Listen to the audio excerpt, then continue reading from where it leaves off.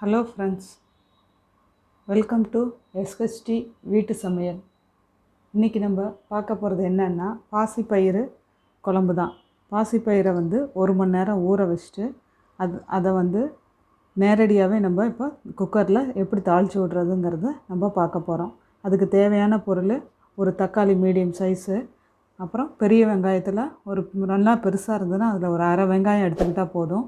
கருவேப்பிலை ஒரு கொத்து, ஒரு மிளகா, 2 பூண்டு, அப்புறம் சாம்பார் பொடி, மஞ்சத்தூள், தாளிப்பான பொருள் கடுகு, உளுந்து இதெல்லாம் தான். இப்போ வாங்க நம்ம வீடியோக்குள்ளார போகலாம். இப்போ அடுப்பை பற்ற வச்சாச்சு. பாசிப்பயிறு உள்ளுக்கு போட்டேன். பாசிப்பயிறு போட்டுட்டு இந்த டம்ளரில் தான் நான் 1 டம்ளர் பாசிப்பயிறு எடுத்து ஊற வச்சுருந்தேன். இப்போ இந்த டம்ளரில் 3 டம்ளர் தண்ணி ஊற்றி வேக வைக்கிறேன்.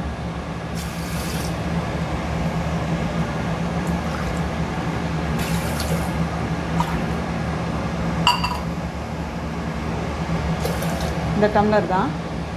இது கூடவே பூண்டு, தக்காளி, நறுக்கின தக்காளி, வெங்காயம், மஞ்சப்பொடி,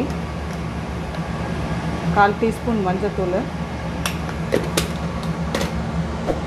சாம்பார் பொடி, வீட்டில் நான் அரைச்சி வச்ச சாம்பார் பொடி தான்.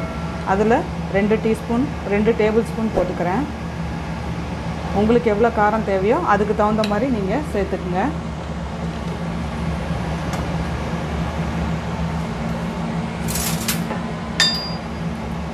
அதுக்கு இதை நல்லா கலக்கி விட்டுட்டு 1 ஸ்பூன் எண்ணெய் விடுறேன்.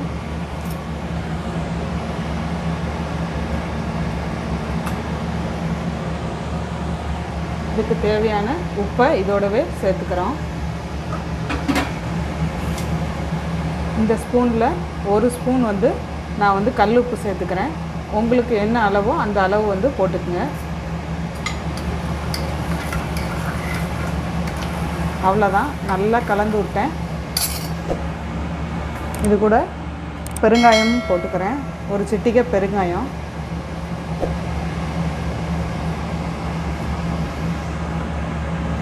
கலந்து விட்டேன். இப்போ குக்கரை மூடி ஒரு 5 விசில், நல்லா பருப்பு நல்லா வேகிற அளவுக்கு 5 விசில் விட்டுட்டு அதுக்கப்புறம் எடுத்து நம்ம தாளிப்போம்.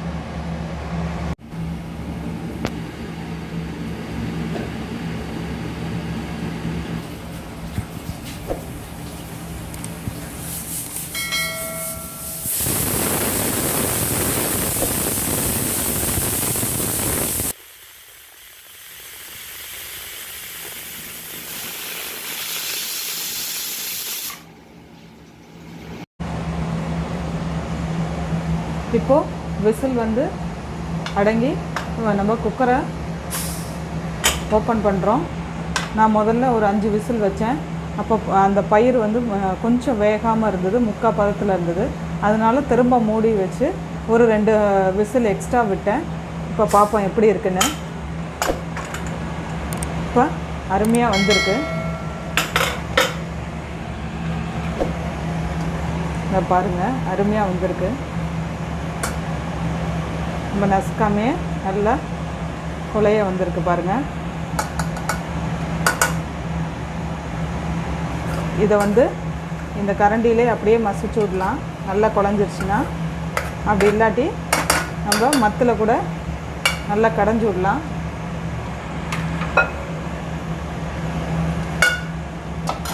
மத்தை வச்சு நல்லா அப்படி ஒரு கடைஞ்சி விடலாம். கடைஞ்சி விட்டோம்னா நல்லா இருக்கும். பருப்பு நல்லா கடைஞ்சது நல்லா இருக்கும். போதும். இப்போ அடுப்பை பற்ற வச்சுக்கலாம்.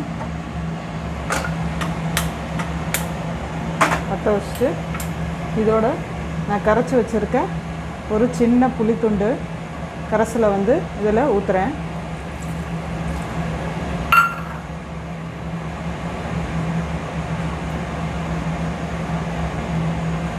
ஊற்றிட்டு நம்மளுக்கு குழம்பு எக்ஸ்ட்ரா வேணும்னா இன்னும் ஒரு டம்ளர் தண்ணி நம்ம இதோட சேர்த்துக்கிறோம்.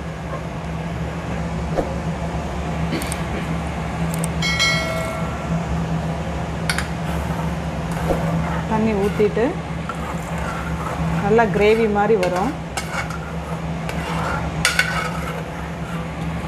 நம்மளுக்கு எவ்வளோ திக்காக வேணுமோ அதுக்கு தகுந்த மாதிரி நம்ம தண்ணி ஆட் பண்ணிக்கணும்.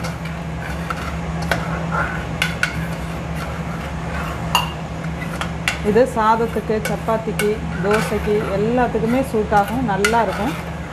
ஹெல்த்தியானதும் கூட. பசங்களுக்கு பயிராக நம்ம வேக வச்சு கொடுத்தோம்னா பசங்க வந்து சாப்பிட மாட்டாங்க, குழந்தைங்க. இப்படி வந்து செஞ்சு கொடுத்தோம்னா தோசைக்கு தொட்டு சாப்பிட்றதா இருந்தாலும் சரி, சாதத்து போட்டு பிசைஞ்சு அப்பளம் தொட்டுக்கிட்டு காய் வந்து சூட் ஆகாது. ஏன்னா பயிருங்கிறதுனால அப்பளம் நல்லா பொரித்து வச்சுட்டோம்னா நல்லா சாப்பிடுவாங்க பசங்க. இது நல்லா கொதியட்டும். கொதிஞ்சோடனே தாளிப்பு கொடுத்து அதில் குழம்ப இறக்கிடலாம். இப்போ இந்த அடுப்பில் மாற்றி வச்சுட்டேன். இந்த பக்கம் தாளிப்புக்கு ஒரு பேன் வச்சுட்டு தாளிக்கலாம். இதுக்கு நல்லெண்ணெயில் தாளித்தா டேஸ்ட்டாக இருக்கும்.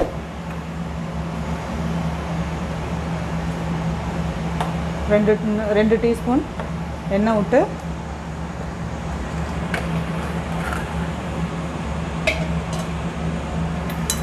கடுகு அரை ஸ்பூனு, உளுத்தம்பருப்பு அரை ஸ்பூனு, ஜீரகம் ஒரு அரை ஸ்பூன் சேர்த்துக்கிட்டு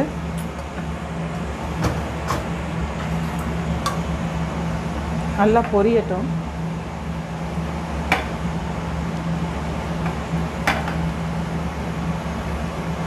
இடையில இந்த பருப்பை வந்து நம்ம கிளறி விடணும். ஏன்னா நம்ம தண்ணி ஊற்றணும் இல்லையா, அது வந்து அடியில் அப்படியே பிடிச்ச மாதிரி ஆகும். ஸோ அதனால் நம்ம கொஞ்சம் இடையில நல்லா கிளறி விடணும்.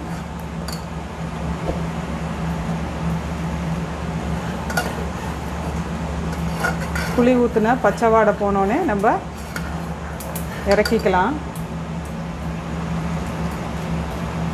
நல்லா கடுகு பொரிஞ்சிருச்சு. கடுகு பொரிஞ்சோடனே ஒரு காஞ்ச மிளகா, கொஞ்சம் கருவேப்பிலை,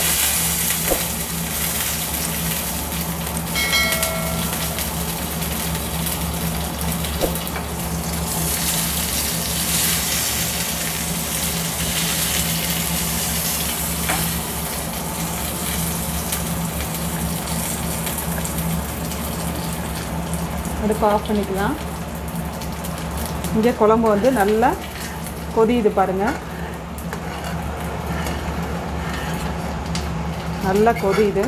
புளியோட பச்சை வாசனை அடங்கினோடனே நம்ம நிறுத்திட்டு தாளிப்பை வந்து அதில் போட்டுடலாம்.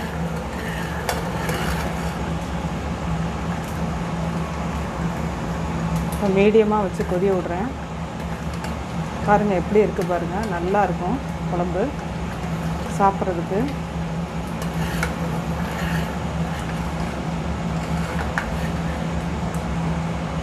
அவ்வளோதான், நல்லா கொதிஞ்சிருச்சு. இப்போ தாளிப்பை வந்து இதில் ஆட் பண்ணிக்கிறேன்.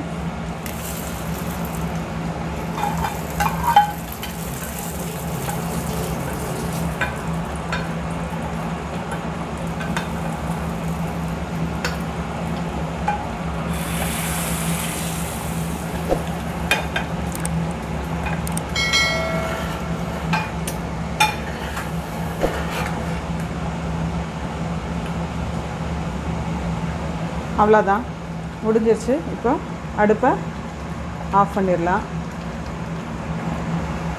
ஆஃப் பண்ணிவிட்டு வேறு பவுலுக்கு நம்ம மாற்றிடலாம்.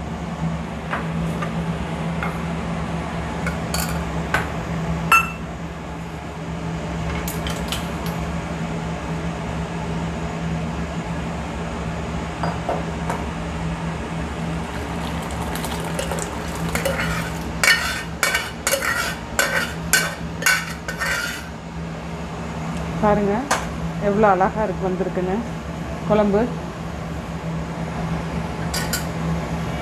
இந்த டம்ளரில் தான் நான் ஒரு டம்ளர் அளவு நான் போட்டேன். அதுக்கு இவ்வளோ வந்து கிரேவி மாதிரி வந்திருக்கு. இது வந்து தாராளமாக நம்ம சாதத்தில் போட்டு 4 பேர் சாப்பிட்லாம். உங்களுக்கு பிடிச்சிருந்ததுன்னா எஸ்ஹெச்டி வீட்டு சமையலுக்கு லைக் பண்ணுங்கள், ஷேர் பண்ணுங்கள், மறக்காமல் சப்ஸ்கிரைப் பண்ணுங்கள். உங்களுக்கு ஏதாவது பதிவு பண்ணணும்னு நினச்சிங்கன்னா கமெண்ட் பாக்ஸில் உங்கள் பதிவை எனக்கு அனுப்புங்க. நன்றி, வணக்கம்.